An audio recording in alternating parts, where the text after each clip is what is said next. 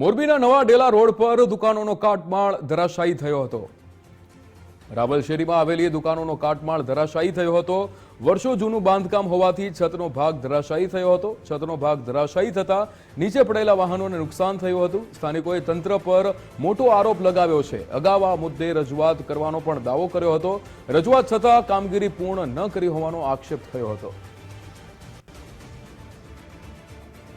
અત્યારે તોડભાંગ થઈ છે ને એના સામે જ મારું ઘર છે અને જો અત્યારે અમારી ગાડીને તો ભૂકા ભાજી બોલાઈ ગઈ છે।